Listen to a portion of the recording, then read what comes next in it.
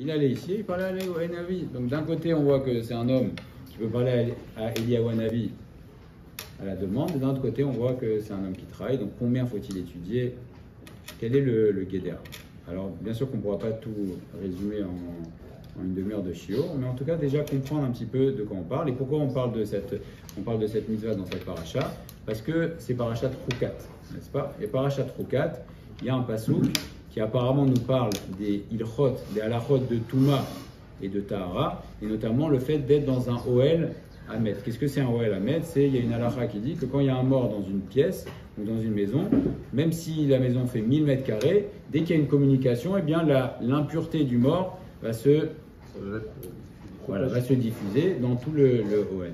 Et il y a un passage qui dit, au début de la paracha, dans le Rishon de la paracha, Adam ki yamut be'ohel, un homme qui mourra dans la tente, et de là Resh Lakish, donc qui était la chavruta de Rabbi Yochanan, et qu'on voit dans quasiment toutes les pages de la Gemara, dit, ce passage-là, il faut l'interpréter. Alors bien sûr qu'il y a le sens simple, mais il y a aussi le sens allusif, et dans le sens allusif, c'est Adam ki yamut be'ohel, Omer Resh Lakish, merci beaucoup. Dehainu, mi shememit atzmo be haola shel Torah.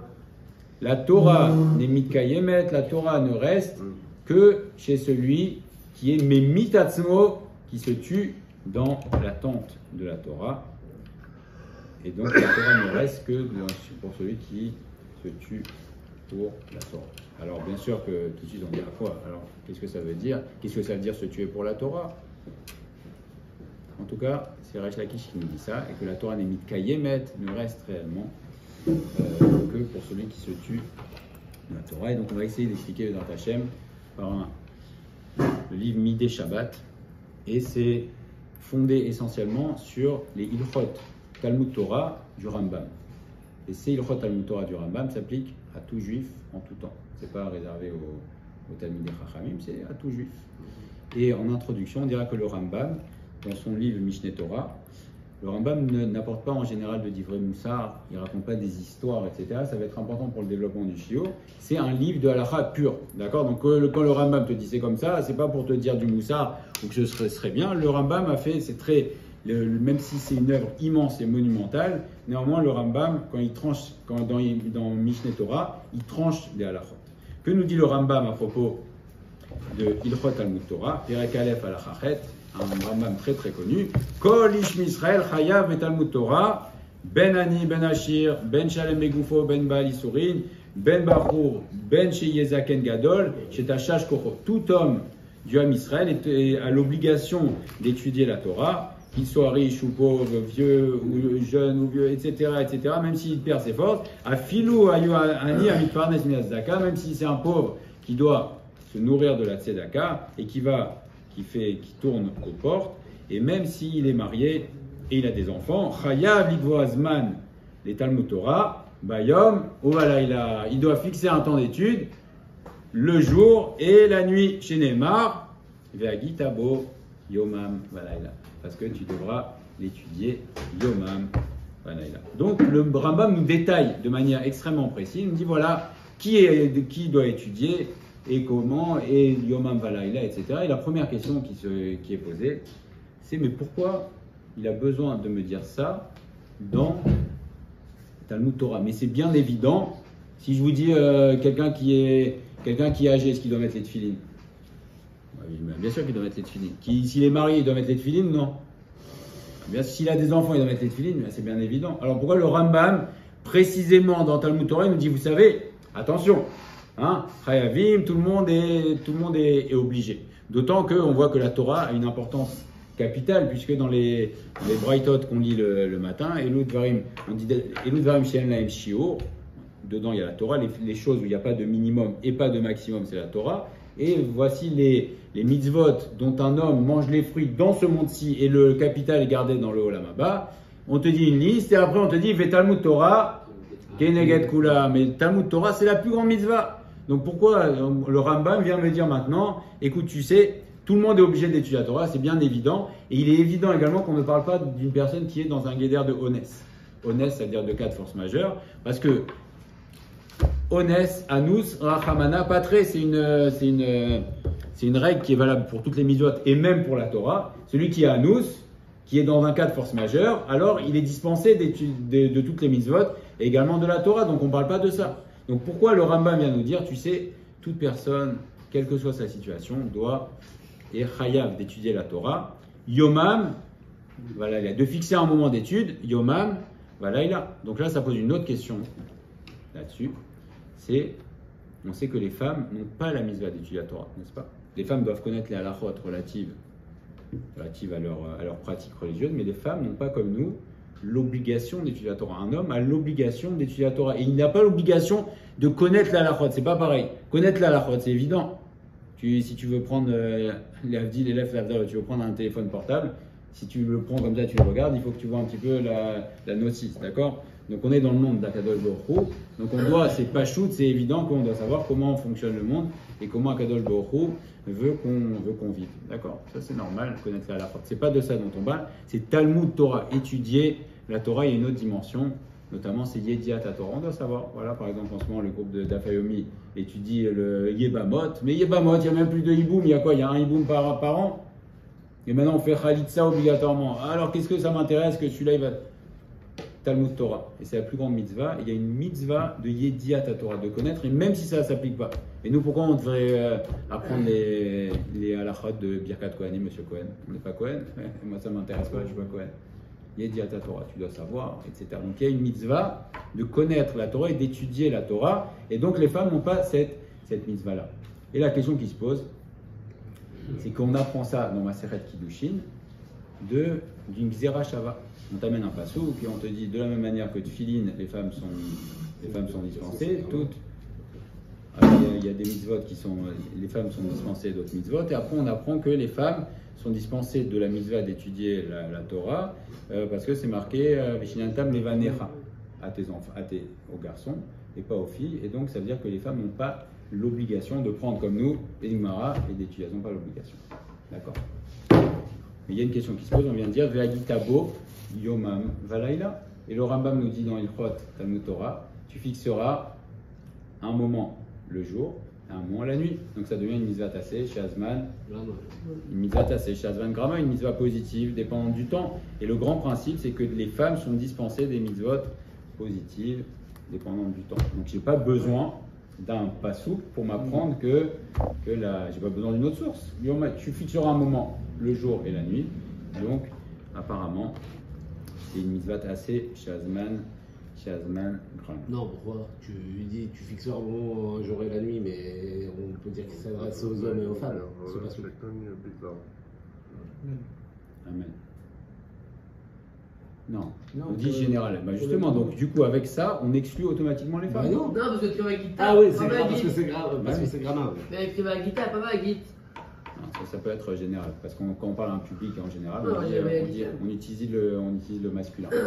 Donc la question c'est Ve'agitabo Yomam Valala, si tu dis que c'est un le jour et un la nuit, donc ça devient une mitzvah assez dépendante du temps, et donc les femmes, c'est un principe qui dit que les femmes sont dispensées. Donc pourquoi j'ai besoin d'une autre source? Troisième question, le Rambam vient à l'encontre de ce qu'il a l'habitude de faire. Normalement, le Rambam vient une tranche de halachot. Et là, il nous dit, il nous raconte, dans la tête, les Gdolei Chachmei Israël, des grands du Ham Israël, certains étaient Chodvetim, ils étaient coupeurs de bois, d'autres étaient puiseurs d'eau, d'autres étaient non-voyants. Et quand même, ils étudiaient la Torah, Beyom Valaila, et ils étaient, nous rapporte le Rambam encore, mais ça n'a rien à voir normalement, le Rambam, une tranche des halachot, il ne vient pas nous raconter des histoires, ni nous faire du moussard. Donc là, apparemment, il vient nous faire du moussard, le Rambam, c'est pas possible. Pas ici. Et ils étaient parmi les Atike Hashmoa, Ish Mipira Moshe Rabbeinu.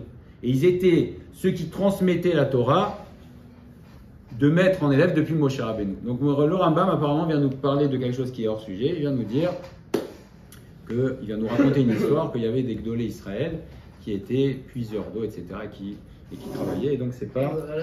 Voilà. Et comment? C'est pas ça aussi pour l'aider. Le Rambam il vient nous dire des halachot. Donc s'il nous dit ça, il nous dit c'est une halakha. Il ne va pas nous dire, il n'a pas besoin de réel. D'ailleurs, le Rambam, il n'apporte pas des preuves. Quand tu vois le Mishneh Torah, il nous dit c'est comme ci, c'est comme ci, c'est comme ça, c'est comme. D'ailleurs, c'est ça.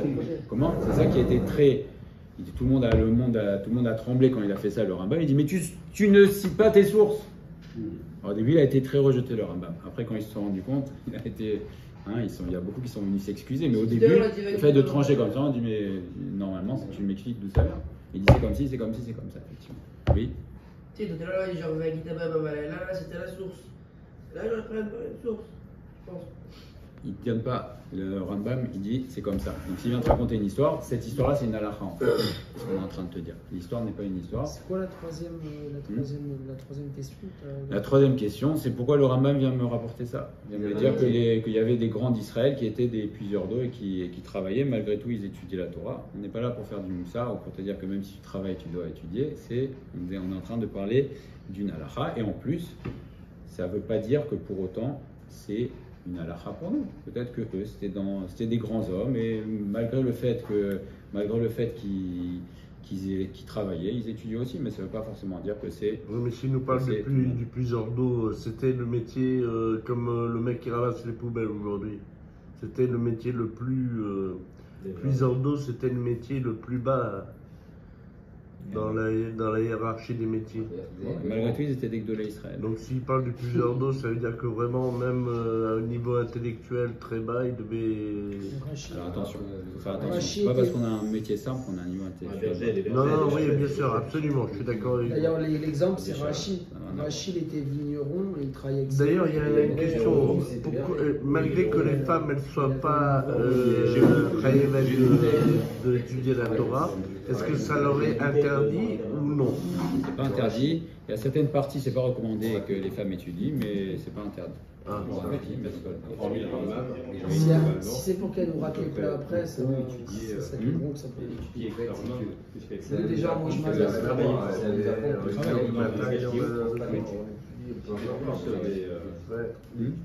Travailler plus là avec les mains qu'avec leur tête. C'est moi qui exagère. Une étude à ton travail. C'est des Gdolé Israël. Non. Gdolé Israël. Ils avaient des métiers simples. Alors on continue. T'as fait la gamma, t'as fait l'autre. Attends, il nous reste encore deux questions et maintenant on va. Tu nous as mis le à la bouche. On va répondre, il y a encore deux questions. Il y a encore deux questions.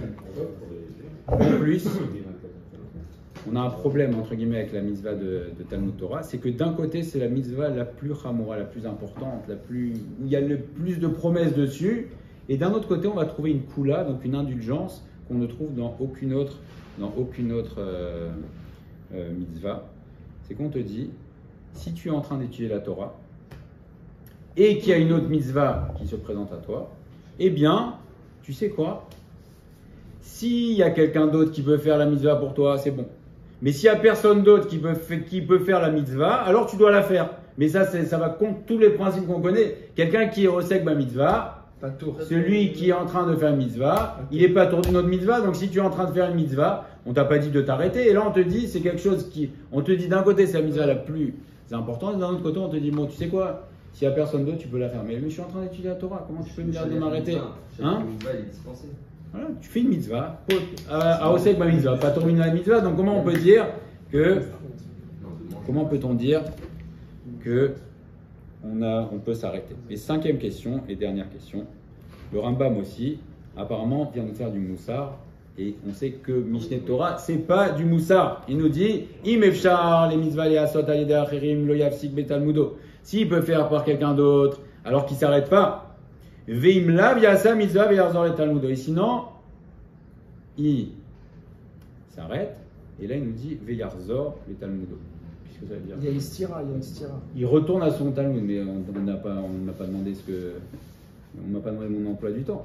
Pourquoi le Rambam va me dire retourne à ton Talmud? S'il te dit quand est-ce que tu fais tu mets les tefilines, explique-moi comment ça marche les tefilines, mais pourquoi tu me dis Yarzor les Talmudo? Dis-moi, voilà, tu as le droit de t'arrêter, point. Pourquoi ça veut dire quoi? Retourne à ton étude. La mitzvah fait partie de son étude. Parce que la mitzvah fait partie de son étude. Alors on va voir. Mais en tout cas, il y a ces cinq questions qui sont donc 5 étonnements sur le Rambam et qui vont définir Bezrat Hashem le guéder de l'étude de la Torah. Le Rambam nous dit que la mitzvah de Talmud Torah, c'est qu'on le fait de la bonne manière et de la manière souhaitable, et c'est valable pour chacun d'entre nous. C'est chez lo yasiar da'ato lidvarim acherim. de ne pas détacher son esprit pour d'autres choses. Et là, tout de suite, on dit, mais qu'est-ce que ça veut dire? Je vais tout le temps en train de réfléchir là-dedans, mais c'est comme ça que la Torah doit être étudiée, et comment on doit l'apprendre, puisque c'est marqué Vagita Boyomam Valaya, Lo Yamush Sefer Torah Zemi Pira. Le Sefer Torah, il ne doit pas bouger de ta bouche, et là, on n'est pas en train de parler, on ne parle pas à Yehoshua Binoun, on ne parle pas au Rambam, on parle à chaque juif. Donc le Rambam nous dit que comment doit-on appréhender la mitzvah de Talmud Torah, c'est ne pas séparer son esprit, puisque le pasuk c'est Mefouraj, c'est dans Yehoshua, Lo Yamush Sefer Torah Mi Pira. Et la suite c'est Ve'agitabo Yomam Valayla. Et puisque tu dois étudier la Torah, alors la conséquence c'est Ve'agitabo Yomam Valayla. Donc tu l'étudieras Yomam Valayla. Alors de quoi on parle quand on dit tu ne dois pas séparer ton esprit? Alors on va répondre déjà à l'idée que le Rambam vient nous faire une énumération de toutes les personnes qui sont Chayavim de Talmud Torah. C'est pour te dire, puisque la mitzvah c'est ne pas faire Esseah Hadat, ne pas détacher son esprit de la Torah et avoir une préoccupation autour de la Torah, c'est pour nous dire que même une personne, donc on pourrait penser que c'est justifié qu'elle détache son esprit parce qu'elle est pauvre, ou parce qu'elle est fatiguée, ou parce qu'elle est malade, ou parce qu'elle est âgée, etc. Eh bien, puisque c'est dépendant de l'esprit et de la concentration de l'esprit, eh bien, on te dit que même ces personnes-là, et là on devait te le présenter maintenant au sujet de la mitzvah de Talmud Torah on ne doit pas séparer notre esprit de la Torah. Le Rambam en fait vient nous trancher la halakha, où nous dit que même une personne dont on aurait pu penser qu'elle a le droit de séparer son esprit complètement de la Torah, on lui dit non. Même lui, même le Haniel Mitparnas Batzaka, même celui qui est préoccupé parce qu'il a des problèmes de Parnassa, même s'il tourne autour des portes, il ne doit pas détacher son esprit, et donc il n'est pas patour, il n'est pas dispensé de l'étude de Talmud Torah. Et c'est là qu'on comprend qu'est-ce que venait de nous dire le Rambam. Le Rambam ne vient pas nous faire du moussard quand il dit, tu sais, les Gdolé Israël, ils étaient plusieurs dos, et malgré tout, ils étudiaient la Torah, parce qu'on aurait pu dire, mais alors si c'est ça, c'est uniquement les Gdolé Israël, ça s'applique pas à nous, peut-être que nous, hommes simples. Alors on dit, ben voilà, moi je travaille et j'ai pas d'obligation d'étudier la Torah. Le Rambam me dit non, malgré tout, on doit quand même celui qui travaille ne doit pas séparer son esprit. Et c'est ce que faisaient donc les Gdolé Israël. Ils avaient l'esprit en permanence attaché à la Torah. Alors qu'est-ce que ça veut dire? Oui. C'est pour ça que c'est des métiers quasi simples. Non. C'est plus simple de réfléchir à une rachat quand on puise de l'eau que quand on a besoin d'une concentration. C'est vrai, on voit que Avraham Avinu, etc., ils avaient des métiers qui leur laissaient l'esprit, qui avait l'esprit plus libre. Alors peut-être que ça faisait partie du choix, néanmoins il y avait le Rambam. Comme disait il y a aussi beaucoup d'autres Gdolim qui faisaient des métiers plus intellectuels, etc. Mais on va essayer de comprendre qu'est-ce que ça veut dire ne pas séparer son esprit. Qu'est-ce que ça veut dire? C'est à quoi je suis en train de te parler et je pense à la Torah. Alors c'est vrai, Chaim Kanefsi Zichron Livracha, on dit qu'il était Kulo Torah 24 sur 7. Mais est-ce que c'est ça qu'on nous dit? On nous dit à tout un chacun, on est en train de parler à chaque juif là. On n'est pas en train de parler des Gdolé Hador. Ça veut dire tous les événements. Ça veut dire quoi? Tu dois toujours penser en permanence à la Torah? Non, c'est-à-dire Tu ne parles pas de penser à autre chose? tous les événements qui rencontrent dans sa vie ont un rapport avec ce qui est enseigné dans la Torah. Là où je travaille, c'est ça m'a. Alors très bien, il y a beaucoup de réponses que vous apportez plusieurs éléments de réponse. Néanmoins, on nous dit tu ne dois pas séparer ton esprit de la Torah. Quand je dis tu ne dois pas séparer ton esprit, quand j'ai les tefilines, je dois aller tefilines sur la tête, je dois penser aux tefilines, je dois les toucher en permanence. Qu'est-ce que ça veut dire? Que je dois être tout le temps. Je parle à quelqu'un, je travaille, je mange, je pense. Je dois être tout le temps en train de réfléchir à la Torah. Qu'est-ce que ça veut dire de ne pas détacher son tout ce qui t'arrive dans la vie. Comment? Tout est relié à la Torah. Alors Hachem, effectivement. Maintenant, il faut toujours Feuille qui tombe.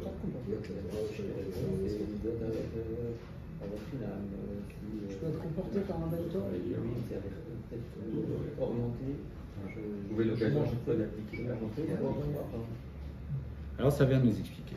Qu'est-ce qu'on appelle un Esseach Hadat Minatora? C'est quand un homme, il est mitbatel, mimena, les gamres, c'est-à-dire qu'il sépare complètement son esprit. C'est comme si il dit maintenant je suis coupé de la Torah. Mais tout celui qui s'arrête d'étudier la Torah pour faire les tzorkei hagouf, ses besoins corporels, ou s'occuper d'une mitzvah, ou bien pour travailler, ça ne s'appelle pas Esseach Hadat. Et même s'il s'occupe d'autre chose, eh bien quand même son esprit reste attaché à la Torah sans Esseach Hadat. Et c'est ce que faisaient les Chachmei Israël. Et c'est pour ça qu'ils nous disent, tu sais, eux, les Chachmei Israël, c'était eux qui transmettaient la Torah depuis Moshe Rabbeinu, pour nous dire que ce qu'ils ont fait, c'était une transmission de Moshe Rabbeinu, depuis Moshe Rabbeinu, pour nous dire que c'est comme ça que ça doit être.